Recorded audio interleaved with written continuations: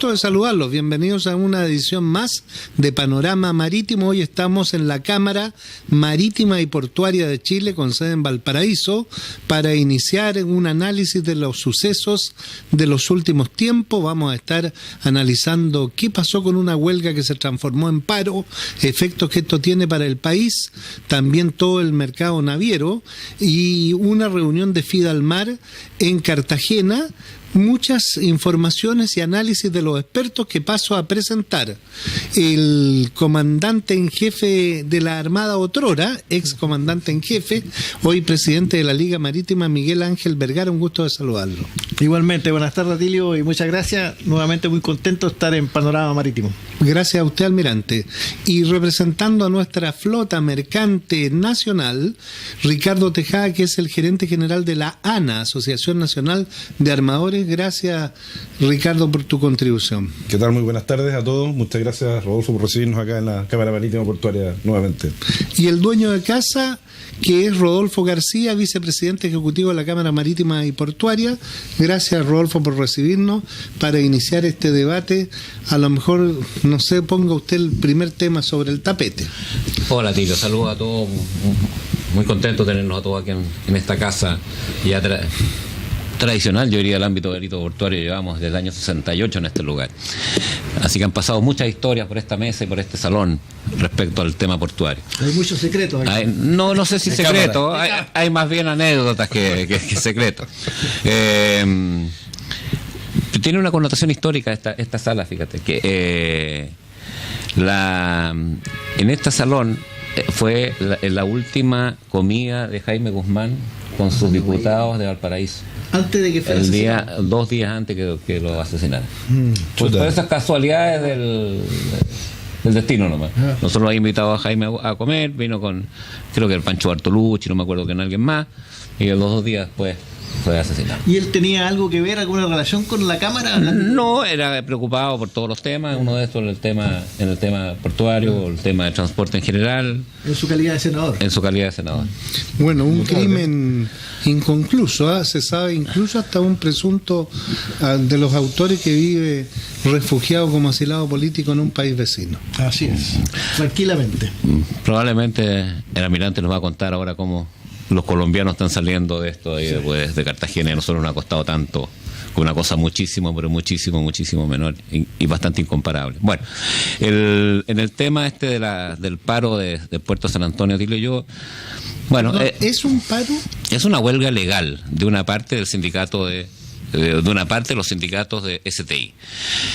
Partió con unas negociaciones normales en una negociación colectiva, se fueron dilatando, las aspiraciones de los trabajadores eran del orden del 25-26%, la empresa ofrecía 6%. Finalmente ellos se fueron a paro, estuvieron como 14 días de paro y llegaron a un acuerdo alrededor de 14% de reajuste. Yo quiero hacer 2 reflexiones sobre el tema. Primero, con lo que dijo el gerente general de STI. Dijo, espero que este largo periodo, porque el acuerdo es por 3 años, sirva para conocernos y generar confianza. Yo creo que si en el mundo laboral, empresarial, no hay confianza entre ellos, es difícil que eleven la productividad. Y los puertos que no eleven su productividad, Tilio, simplemente van a ser comidos por un puerto vecino. En este caso, por los puertos de Valparaíso.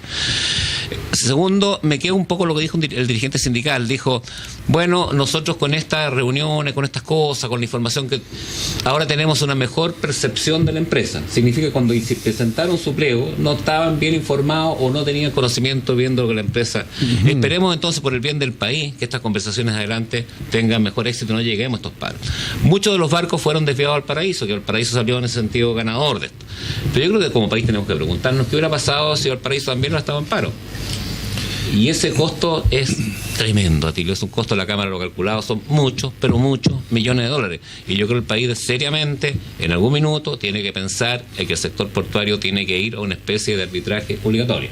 O sea, una vez declarada la huelga, tiene que haber un árbitro con facultades, como en Estados Unidos, que interviene y decreta la solución. No es un mediador, es una simple persona que soluciona. Hay cosas a favor y cosas en contra, pero yo creo que ese es el camino correcto, porque si no los exportadores de Chile, los importadores, todo el mundo puede perder muchas, pero muchas lucas. A lo mejor, aunque obvio, explicar la cadena logística, es decir, para 14 días, 2 semanas del puerto de San Antonio y se rompe toda la cadena, los camioneros paran, los que le venden benzina, la señora que vende el sándwich, los que están esperando los productos para vender que tenían un compromiso de entrega, los que están enviando un producto al exterior y que también tenían un compromiso, van elementos perecibles, es decir, el impacto es catastrófico. A ti hay otra cosa que considerar también, que Rodolfo habló del impacto económico, pero hay otro impacto que no es menor y que es muy muy grave y que ya en ese sentido el puerto de San Antonio tiene una muy mala imagen, es la imagen internacional del país por un lado, poco serio, y la imagen del puerto de San Antonio, que ya las navieras ya no miran cuando van a decidir en qué puerto van a recalar, ya tienen su temor, su cuidado cuando optan por San Antonio, que podrá ser más grande, más eficiente, a lo mejor mejores precios, mejores costos, pero es un factor importantísimo que tienen que considerar las navieras. En un mundo tan comunicado por el internet, la red, ¿en cuánto se sabe esto en los mercados? Instantáneamente, o sea, las noticias llegan lo que se demora un email. Yo quisiera rescatar un aspecto positivo, por lo menos esto. Me parece interesante que se hubiera postergado o aplazado la nueva negociación durante 3 años. O sea, ojalá que estos 3 años se cumpla lo que se acordó por ambas partes y que dé una estabilidad. Una estabilidad de 3 años no es menor en la situación que estamos viviendo. Así que yo creo que eso es un logro positivo para la empresa y para los trabajadores y para el país. Explicar también el efecto bolsa de gato, porque esta fue una huelga en San Antonio Terminal Internacional, que es un terminal de los 3 que hay ahí. Exactamente. Pero al perjudicarse la imagen, como dice Ricardo, perjudica al puerto vecino, que es Puerto Central, y a otro puerto que es Granelero, que no mueve contenedores, pero igual contaba su gerente general el otro día en nuestro canal, que esto de Argentina decían, San Antonio no nos irá a perjudicar con las compras y ventas, es decir, perjudica toda la imagen del puerto. Bueno, y de ese punto de vista es favorable para Valparaíso. No digo que sea bueno para el país, pero es favorable para Valparaíso esta imagen del puerto San Antonio, que cada vez aparece como un puerto conflictivo en general, comparativamente con Valparaíso, que si bien ha tenido conflicto, ha tenido huelgas, son mucho menos recurrentes que las que ocurren en San Antonio. Han sabido solucionarlas sin llegar a una paralización, que los trabajadores tienen todo el derecho, ¿no es cierto?, a exigir cosas, a pedir cosas que a lo mejor estimen convenientes, pero creo que además el momento con la situación económica que está viviendo el país, quizás no era el momento adecuado. Quizás debieran haber extendido, tratar de comunicarse un poco más, de mediar acuerdo antes de hacer una paralización con los costos que esto tiene y significó. Ahora hay un elemento importante, esto fue las primeras negociaciones colectivas en el marco de la nueva ley laboral. La nueva ley laboral es tremendamente exigente respecto a las prácticas antisindicales o de los empleadores. También se refiere a las prácticas antisindicales de los trabajadores. Por ejemplo, anti-empresariales o cualquier tipo de prácticas no reguladas de los trabajadores. En este caso, hubo evidentemente, los trabajadores violaron las normas del Código del Trabajo al impedir que personas que no estaban en huelga entraran al puerto. Se hicieron los reclamos a las autoridades no actuaron. Pasaron 3-4 días, finalmente los trabajadores transaron y dejaron entrar, por ejemplo, los constructores que estaban poniendo las grúas, que no tenían nada que ver con el paro. Pero no hubo sanciones de ningún tipo. La pregunta es, ¿va a ser esa la vara que van a aplicar de aquí para adelante en las negociaciones colectivas? O sea, manga ancha para los trabajadores y mano apretada para los empresarios, eso vamos a tener que verlo. Bueno, interesante lo que señala Rodolfo, porque cuando hay una huelga legal, ¿no es cierto?, está en el derecho poder interrumpir las labores, pero no se pueden cerrar los accesos del puerto en general, porque ahí hay gente que está construyendo el puerto, hay otras funciones que pagan. Hay recepción y despacho de contenedores todo el tiempo, o sea, que siguen operando otras labores anexas a la carga y descarga, digamos. Incluso hay 2 concesiones dentro del puerto. Bueno, yo creo que lamentablemente la tónica va a ser la que no van a dejar entrar a los trabajadores. Eso está pasando porque nadie sanciona a nadie. Aquí en este país no se cumplen las leyes. Lo tenemos en caso de la universidad exactamente igual. Se vota en huelga un grupúsculo de, no sé, el 5 o el 10% de la universidad y toman la universidad o toman el colegio y no hay más clases. Entonces aquí un grupo de sindicatos de un terminal se vota en huelga y no deja entrar a nadie. Los más radicales, por lo que y no le pasa nada. Pero por ejemplo, estos paros, ahora la CUT, ¿no es cierto?, ha llamado a un paro, o de repente los servicios públicos, hemos visto el escándalo del año pasado con el registro civil, llaman a un paro. ¿Es legal eso? Es ilegal. La ley no permite que los empleados públicos se voten a huelga. ¿Pero No por puede. qué se permite eso? Ese es la gran misterio. Lo que dice el almirante, que nadie les dice nada. Entonces Bueno. gratis, todo aquí es gratis. Ahora, y después incluso tienen bono. La Corte Suprema ha dictaminado de que no existen paros ilegales. Hay paros reglamentados, paros, y todos esos paros son legales. Dilo como tú quieras, pero la ley le impide es lo que impide, claro.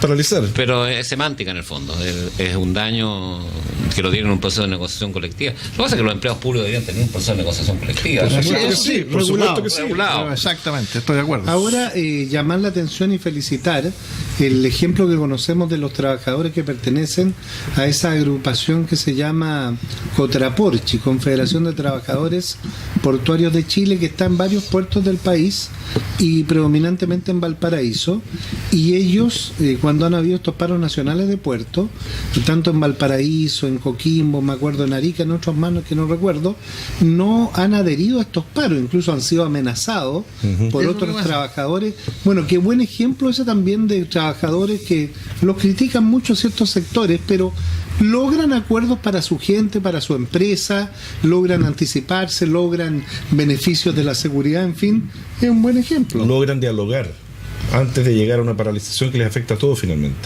Pero pareciera que cada vez más en Chile lo que se logra es a través de la fuerza. O sea, si uno no hace fuerza, si no se toma la calle, si no se toma el colegio, la universidad, si no se toma el puerto, si uno hace desórdenes, los beneficios son menores. Entonces, lamentablemente, las señales son equívocas. Llamado a las autoridades porque debiera ser el diálogo lo que prime, Evidente. anteponerse, tener gestores de diálogo, de solución de conflictos, que se adelantaran a estas situaciones y previeran para que el país no sufra estos impactos. Evidente. Bueno, yo estoy con lo que dice el almirante, tanto que me tocó presenciar una discusión pública entre dos ilustres senadores de la derecha respecto a la nominación del intendente. Y uno de ellos decía, yo no voy a votar a favor de este proyecto porque este proyecto es nombrar a intendente a una persona que no va a tener ningún poder, va a ser un desastre. Así va a ser. Exactamente. Y otro de Así va a los ser. ilustres senadores de derecha decía, yo sé que va a ser un desastre, pero nombrémoslo y después vemos cómo hacemos. Entonces va un poco en la línea de lo que tú dices, o sea, Así. provoquemos el caos primero Así, y después vemos cómo vemos. nos arreglamos. Exactamente. Bueno, que aquí hay cosas ideológicas o de principios que intervienen, porque este es un país unitario, ha funcionado así desde tiempos de la colonia, antes que fuera país, y lo que tratan a veces de imitar que seamos como un país federal o que tengan mayor atribución en las regiones, que haya mayor descentralización, pero no está la estructura hecha para que a lo mejor se elijan los intendentes. Ni la tradición tampoco. No tenemos ni la cultura ni la tradición. Como alguien dijo por ahí, leí en el periódico, decía, esto comparado con el Transantiago va a ser un juego de niños, comparado con el desastre que va a ¿Cómo quedar. lograr la regionalización entonces? Yo creo que hay que darle más poder de decisión respecto de fondos asignados a las regiones, más que independencia, porque hay una independencia ficticia. Si las atribuciones que va a tener el intendente, el supuesto intendente como está en la ley, son muy pocas. Si de todas maneras el gobierno central va a tener la seguridad, va a tener el control de la policía, va a tener el presupuesto. O sea, la verdad que no entiendo mucho cuáles son las nuevas atribuciones que tenía el intendente. La verdad que casi ninguna. Por eso que los detractores del proyecto plantean lo que estás diciendo tú. Primero, démosle más atribución a la intendencia. Probemos esa atribución. Exactamente. Y una vez que la tengamos probada, Exacto. consagrada y funcionando, bueno, ahí buscamos la elección de los intendentes. Pero hacerlo al revés parece una locura. Sería el Transantiago, como dice el almirante. Y acá es un Transantiago. Un caos, como también han visto por ahí. Los quería llevar, ya que estamos aquí en esta casa marítimo portuaria, para que Ricardo nos explique un poco cómo está el mercado naviero a nivel mundial, que lleva años con una serie de conflictos, pero últimamente se han visto hechos que realmente ya parece que pasaron todo límite y sorprendieron al mundo y al mercado. Sí, Atilio, la verdad que, bueno, así como lo he mencionado en otras oportunidades, el mercado, el mundo naviero está muy preocupado, está viviendo una crisis que se originó por ahí por fines del 2009, después de la crisis subprime de Estados Unidos, y de la cual no ha salido. ¿Cuántos años? Tenemos O sea, 7 años ya aproximadamente. 7 años ya. Que una crisis permanente en el tiempo y que ahora, obviamente en estos momentos se está viendo incrementada por la crisis económica mundial.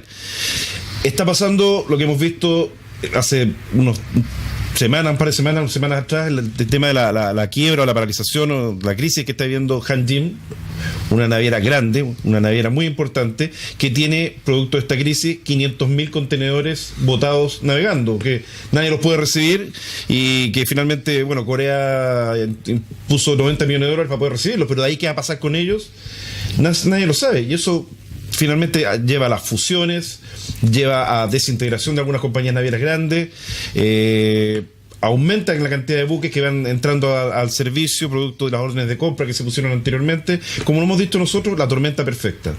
Sigue habiendo sobreoferta de naves. Sigue habiendo sobreoferta de naves. Después de la crisis del año 2009 se pensó que iba a empezar a mejorar el tema naviero. No fue así. Y todas las órdenes de compra que se pusieron en ese momento se están siendo entregadas ahora. Me acuerdo que hace más de 10 años Rodolfo en nuestro programa mostró, y fue un hallazgo, una noticia muy grande, que iban a venir estos buques 3D, Triple E. y se veía que el mundo iba a crecer hasta naves de 16.000 contenedores. ¿Qué ha pasado con esa tendencia? Bueno, hay barcos de 18.000 contenedores funcionando. Y se están fabricando 21.000. 21.000. Pero lo más importante, Tilo, es lo siguiente. Maersk acaba de anunciar hace pocos días de que no va a comprar más barcos nuevos. Maersk fue el pionero, el inventor del triple E. Y que tenía en carpeta una gran cantidad de buques grandes. Claro, y va a salir al mercado a comprar barcos usados de eso mismo, lo que es ponerle un poco de racionalidad al mercado. Es cierto que la crisis naviera se produce por una baja en la carga, pero también porque los navieros empiezan a competir muy fuerte unos con otros y tratan de hacer buques cada vez más grandes para desbancar al rival. Y no lo logran y entonces sobra la oferta. Esa inquietud me surge, Rodolfo, y la hemos conversado en este programa anteriormente. Si las empresas están en crisis, como de hecho lo están, es natural que empiecen a fusionarse. Y junto con eso hay buques más grandes. Entonces, razonablemente uno pudiera pensar que en el tiempo, digamos, 5 o 10 años más, van a haber menos empresas con buques más grandes. Entonces van a tener ellos un mejor poder de negociación con los puertos. Entonces los puertos que no estén preparados, ellos van a decir, yo no voy a ese puerto, porque no me conviene.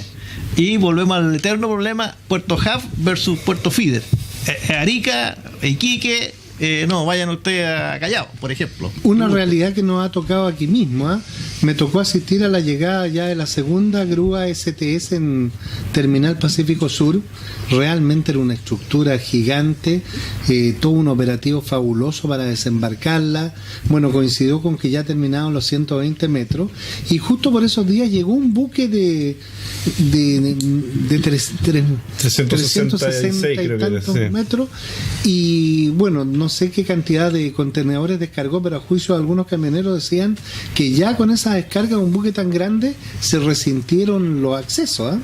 Absolutamente. Bueno, y eso hay que agregar a ti lo que no hay mucha racionalidad. Acabo de leer hace pocos días un informe del Comité de Auditores de la Organización Europea. Y eso revisaron todas las inversiones que hacen los europeos con ayuda de sus estados. Y han llegado a la conclusión de que el 35% de la inversión en los puertos del último año es plata botada. Plata que está botada porque no tiene ningún uso. Porque no tienen mercadería suficiente. No, o porque era un proyecto en España que competía con otro proyecto, uno quedó desocupado, el otro en Francia, etcétera, etcétera, etcétera. De modo, porque los gobiernos se tientan por meter lucas en esto. Y al Paraíso y al San Antonio les puede pasar lo mismo cuando los dos empiezan a competir por recibir quién recibe un navío más grande. Claro. Yo me llego a preguntar si el modelo nuestro va a ser suficiente, lo comentábamos con Ricardo antes del programa. No hay que pegarle una miradita al modelo nuestro en el sentido de nosotros tenemos un modelo de competencia entre puertos, pero si podemos tener un modelo de competencia entre puertos tan competitivo, digamos, cuando vamos a tener al frente a lo mejor 3 o 4 demandantes. Bueno, y en este sentido, lo local, tenemos a San Antonio Terminal Internacional, que yo creo que ya puede recibir 2 de los grandes buques simultáneamente. Frente está Puerto Central, que está con una ampliación, es decir, va a recibir 2 más, los 120 metros TPS, 2 más, y si se construye 2 más. ¿Da para tanto? Bueno, eso es lo que hay que ir viendo, porque también estos buques tan grandes que se están fabricando, que se están navegando en estos momentos, primero, por un lado, el triple E es eficiencia, economía y sustentable con el medio ambiente. Y se ha dado cuenta, hoy día ya operando varios años, que no son tan económicos como se pensaba. Ya. Porque si bien la navegación, ¿no es cierto?, el consumo por milla navegada versus la cantidad de toneladas que llevan, es mucho el número, el dato mucho más relevante, mucho mejor. El momento de llegar a puerto, los costos son altísimos, entonces han hecho mirar con otros ojos si realmente son tan económicos o no. A ver, perdón, yo así visto desde lejos, en el mar funciona la cosa, pero cuando llega al puerto, si los caminos no están adecuados, los puentes, los túneles y todo, el soporte logístico que necesitan esos buques es tremendo. Por otro lado, ¿qué sacamos con tener buques tan grandes si están navegando con menos carga? Sí, estamos acostumbrados a que los buques navegaran con 90, 95% de carga, los más chicos. Hoy en día, con esta crisis, ya los más pequeños están navegando con 80% de carga. ¿Qué va a pasar con estos grandes? Obviamente hay que reducir la frecuencia. Pero no obstante, hay estudios, y en un seminario que se realizó hace un par de semanas atrás, se comprobó lo mismo, que Chile necesita estar preparado entre el año 25 y el año 30, es la oportunidad que nosotros deberíamos tener el terminal, estos 4 terminales que estamos conversando, finalizados.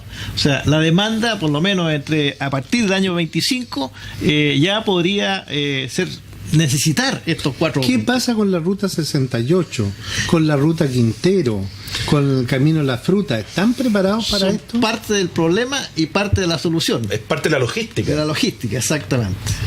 Es una cadena. Claro. Bueno, hay que asignarle en ese sentido, Atilio, un mérito importante a la ex secretaria de Transporte, Gloria Hood.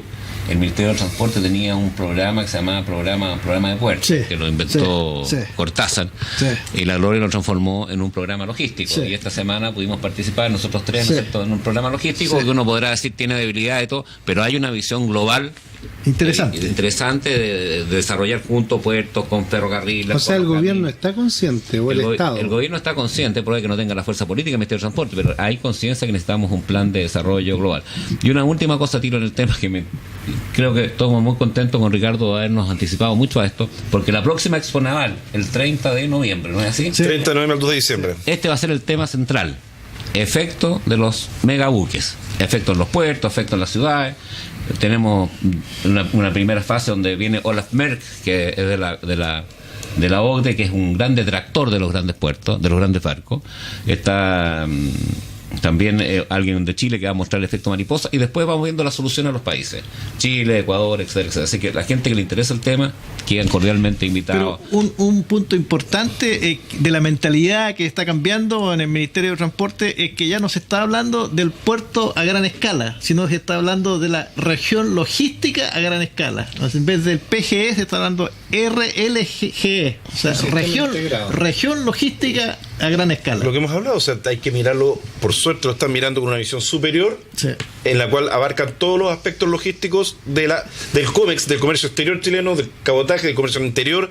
Todo hay que mirarlo desde una visión totalmente integral, una cadena logística que tiene un comienzo y tiene un fin y tiene muchos eslabones. Si descuidamos uno de esos, se corta la cadena. Camiones, vía férrea, caminos, accesos, espacio de maniobra, almacenamiento, etcétera. La forma más dramática, podemos meter 5.000 millones de dólares en un megapuerto, o 10.000 millones en 2 megapuertos, y si los camioneros no se atreven a salir del puerto porque los asaltan, no sacamos nada con tener puerto. O no tienen área de descanso, están teniendo accidentes, como se mencionó ayer también, o la semana que tuvimos el seminario, también va a ser grave. O sea, hay muchas cosas que hay que considerar. O si la gente no los quiere, o sea, ese otro asunto importante, la relación ciudad-puerto. No sacamos nada con un puerto precioso y la gente que vive en el puerto lo detesta y le molesta. Como salió una imagen en ese seminario, un camión pasando frente a una escuela. No es posible. No es posible, entonces hay que hacer un trabajo profundo. Bueno, y los quiero llevar porque el presidente de la Liga Marítima, nuestro almirante Miguel Ángel, estuvo en la FIDALMAR, que son la Federación de Ligas y Asociaciones Marítimas del Mundo. Hacen una convención una vez al año, y usted estuvo ahí, almirante, en Cartagena. Cuéntenos qué significa esto y su primero, importancia. Brevemente, la FIDALMAR precisamente es una federación de ligas marítimas mundiales. En esta oportunidad participamos 8 países, cada uno expone un tema. A mí me tocó, puse el tema cómo el clima está afectando la relación del borde costero, las marejadas, los vientos, las mayores lluvias, etcétera. Pero lo interesante de todo esto es que se realizó en Cartagena una semana antes de lo que sucedió después que se firmó el acuerdo de paz. Entonces estaba el ambiente... O sea que usted percibió todo esto que pasaba, sí. Que era la gran noticia mundial. Pero me dio la impresión, sino que yo conversé con varios almirantes de la Marina colombiana y con muchos taxistas, que son fuentes de información por uno y otro lado que uno puede contrastar. Y lo que aprecié yo, que la propaganda en general es más intensiva por el no. Este referendo que ahora se firmó el acuerdo de paz. Pero después el 2 se firmó hay un referéndum. El referéndum. Estaba en general la propaganda más a favor del no. No obstante, al conversar con la gente decían no, lo que va a ganar es el sí. Porque si bien aquí hay una pugna entre el actual presidente Santos y el presidente Uribe, el expresidente. Uribe dice, ¿por qué le estamos dando tantas garantías a estos que fueron asesinos, violadores de mujeres, raptores de niños, los mayores traficantes de droga del mundo? Y le estamos dando tantas garantías para que ellos firmen la paz. Cuando yo, dice él, Uribe, yo fui el que prácticamente los tenía casi derrotado. Entonces era cuestión de avanzar un poco más y derrotarlo. Y yo creo que lo que conversé con mucha gente decía, sí, tiene razón el presidente Uribe, el expresidente Uribe, pero yo voy a votar a favor, porque esto tiene que terminar. Almirante que yo conversé con uno decía, sí, cuando uno conversa fríamente podría tener razón el señor Uribe, pero yo que he participado en esto y he tenido que entregar cadáveres, hijos mutilados a los padres, entonces yo digo, a cualquier precio yo firmo la paz. Entonces yo creo que en ese sentido es muy probable que la paz es lo que se imponga. Y ese país, cuando se imponga la paz, va a ser un tremendo país. Pero ya lo es. Recuerdo, no a este nivel, que muchas veces anunció que se había llegado a un acuerdo, tal vez no a este nivel, pero nunca prosperaron. Sí. Siempre la guerrilla volvió a florecer, a tomarse territorio, y como que fue una falsa noticia. Pero ahora llegaron incluso al acuerdo de paz. O sea, el acuerdo de paz es un tremendo paso adelante. Entonces, eso es bien importante. Y le queda pendiente el otro, que son dos fuerzas. Las FARC son las más numerosas, pero le queda el Ejército de Liberación Nacional, el ELN, con el cual no han iniciado ni siquiera ninguna negociación. Están con las buenas intenciones de hacerlo mutuamente, pero no ha pasado nada. Es más reducido, pero también es un grupo terrorista, narcotráfico y todo el cuento, igual que la FARC. Es un desafío gigantesco. ¿Cómo van a recolocar a toda esa gente? Hay que reeducarla, cambiarle los valores. Eran traficantes de armas, eran traficantes de drogas. ¿Qué van a hacer ahora? Y eso vivían. Exacto. No, y el otro punto que yo lo conversé mucho, son escépticos, los militares están más confiados. Yo les dije, mire, aquí va a pasar, ojalá que no les pase lo que pasó en Chile, que después todos los terroristas, todos los narcotráficos, no les va a pasar nada, porque prácticamente es una amnistía camuflada lo que están haciendo, eso es lo que están haciendo.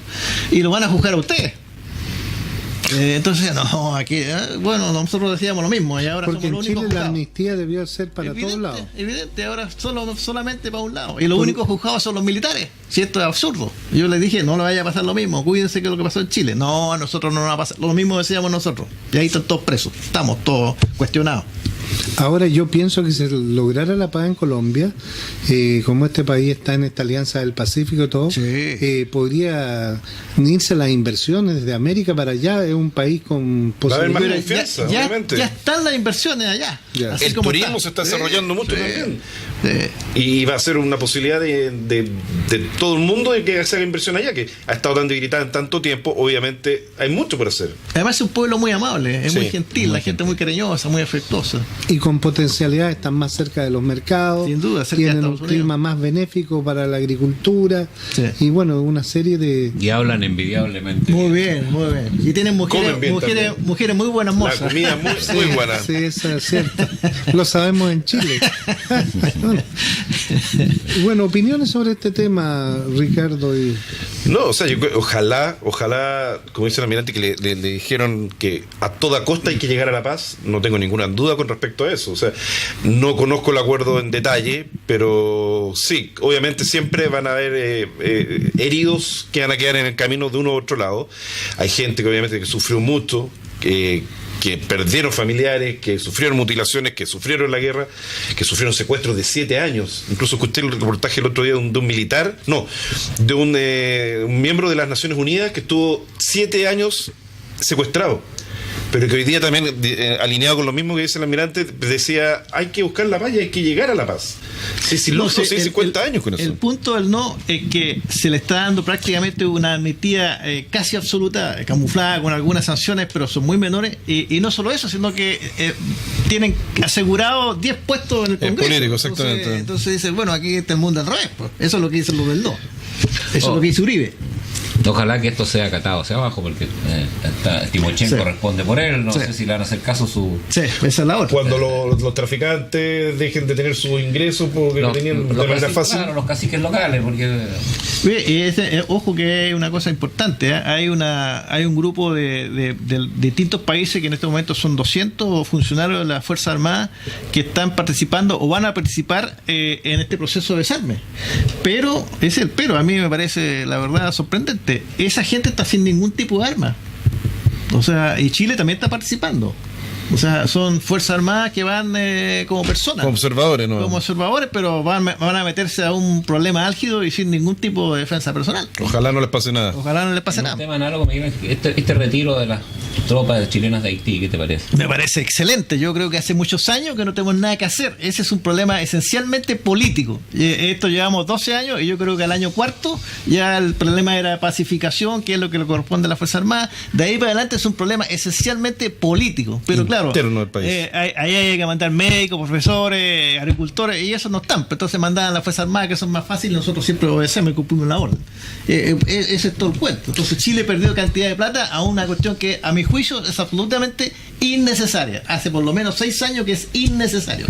Al contrario, me llama la atención de este tema que tocan, que muchas veces se pueden llegar a acuerdos o hacer esfuerzos por integrar a la gente, y me acuerdo lo que comentaba Rodolfo el otro día de Alemania, que cuando se derriba el muro y se unen las dos Alemanias, bueno, la Alemania occidental había crecido a una velocidad increíble con todo este plan Marshall, el Ludwig Erhard, y en 10 años se habían recuperado.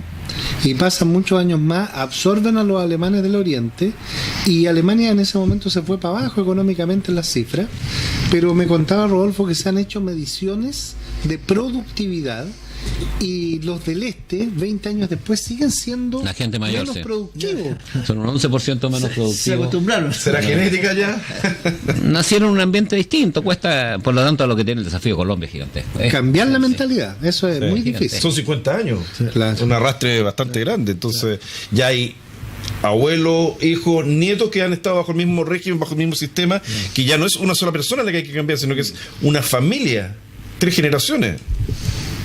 Como una rehabilitación. Y muchos echan de menos ese sistema, como aquí en Chile hemos tenido algunos voceros que echan de menos ese régimen. O sea, no todos están en contra, digamos, no todos están a favor de que se hubiera integrado, muchos tienen nostalgia del pasado.